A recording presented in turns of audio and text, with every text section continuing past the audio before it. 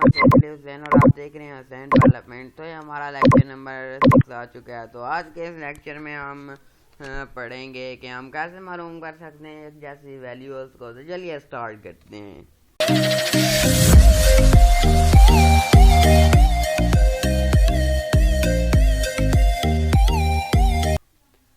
तो सबसे पहले हम अपनी हेडर फाइल इंक्लूड कर लेते हैं।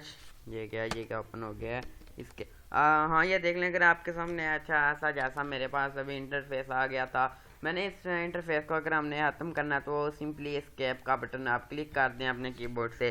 तो सबसे पहले मैं hash include stream dot H hash include conio dot H. उसके बाद मेन फंक्शन स्टार्ट करते हैं।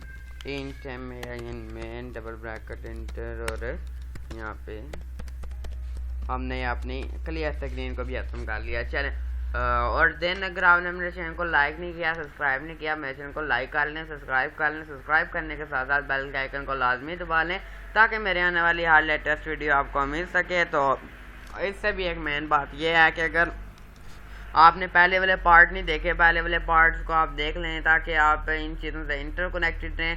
क्योंकि ये जितनी मैं आगे आपको चीज़ें पढ़ूंगा पीछे वाले पार्ट्स इंटरकनेक्टेड हैं। आपको सिर्फ मकसद होता है लाइन पे चलाना। जब भी आप एक प्रोग्रामिंग की लाइन के ऊपर आ गए तो आप हमेशा कामयाब हो जाएंगे। तो सबसे पहले देखें, आपने लिखना है इंट ए कॉमा बी कॉमा सी। और एक और मैं आपको बात बता दूँ, अगर मतलब कि आप प्रोग्राम लिखना चाहते हैं, आपका कोई प्रोजेक्ट है, तो आप सबसे पहले क्या करें, हेडर फाइल्स इंक्लूड करने के बाद इनको नीचे ले आएँ और यहाँ ऊपर आप डबल स्लैश लगाएं। डबल स्लैश एक स्लैश नहीं लगानी है आपने, डबल स्लैश लगाएंगे और यहाँ पे आप लिख लें कि आप कौन सा प्रोग्राम लिख ले हैं। हाँ, मैं लिख लेता हूँ इन दिस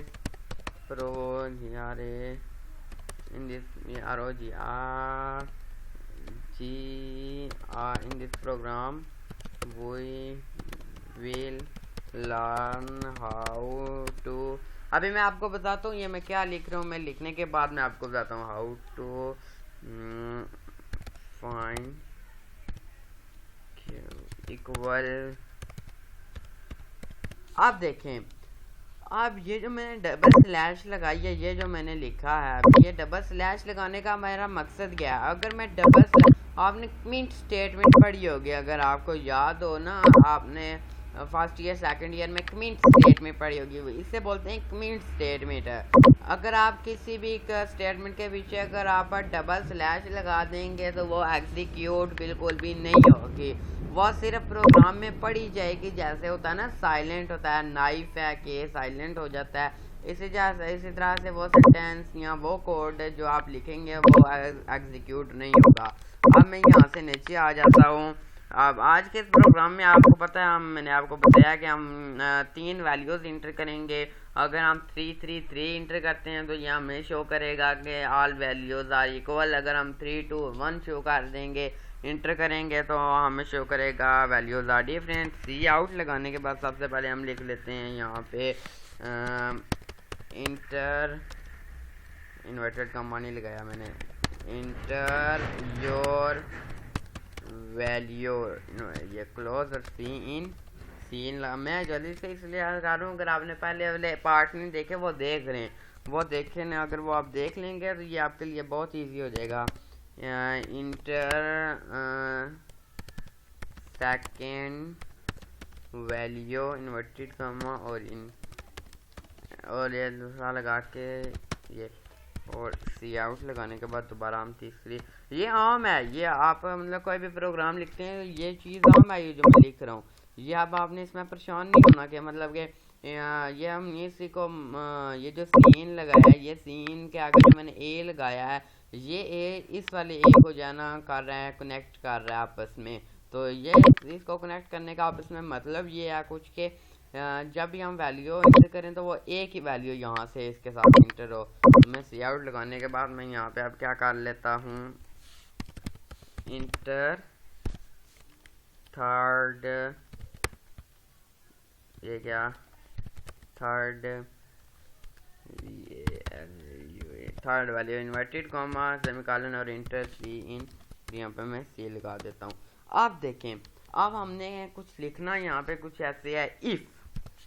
अब यहाँ पे हम इफ स्टेटमेंट यूज कर रहे हैं। मैंने आपको बताया था if else break switch statement हम आगे जाके पढ़ेंगे।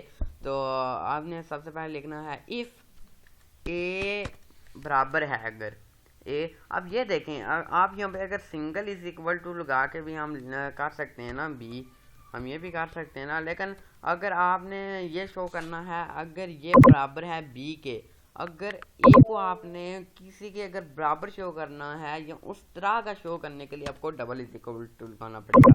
डबल अगर बड़ा है बी से, दोबारा हम लगा लेते हैं इफ स्टेटमेंट। अब दोबारा लगाने का क्या है, अगर इसके बाद अगर ये तो बड़ा है बी से तो ठीक है, उसके बाद अगर ये बराबर है, बड़ा बोल रहा हूँ, अगर तो ये बड़ा बोल रहा हूँ फिर से, अगर तो ये बराबर है दोबारा से किसके बराबर है, सी के भी ये बराबर है, तो हमें ये क्या शो कर दे, अगर ये दोबारा से बराबर है सी के भी तो ये हमें शो कर दे all values are equal, all values are equal, हाँ सारी वैल्यूज इक्वल हैं, ठीक है।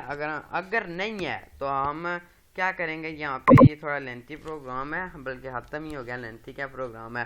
एल्स लिखने के बाद मैं लिख दूंगा अगर नहीं है। एल्स का क्या मतलब होता है, एल्स इंटरकनेक्टेड है डायरेक्टली, आपको ये फर्स्ट लैंग्वेज है, ये डायरेक्टली कनेक्ट कर रहा है इफ को, ये समझ जा रहा है कि ये इफ से मुझे कनेक्ट कर रहा है एल्स वाला जो कोड है। तो अगर नहीं है तो हमें ये क्या शो कर दे,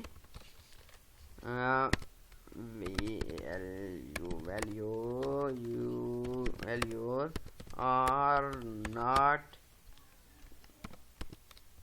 equal। अब यहाँ पे मैं गेट ch लगा लेता हूँ, डबल कोड बॉडी को मैंने क्लोज कर दिया। अब हमारा ये प्रोग्राम बन चुका है। अब देखें हम मैं प्रोग्राम को रन करता हूँ तो देखें हमारे पास आउटपुट क्या आता है। आउटपुट की सूरत में देखें इंटर योर वैल्यू, मैं 3 इंटर करता हूँ, फिर 3 इंटर करता हूँ, फिर 3 इंटर करता हूँ, ऑल वैल्यूज आर इक्वल।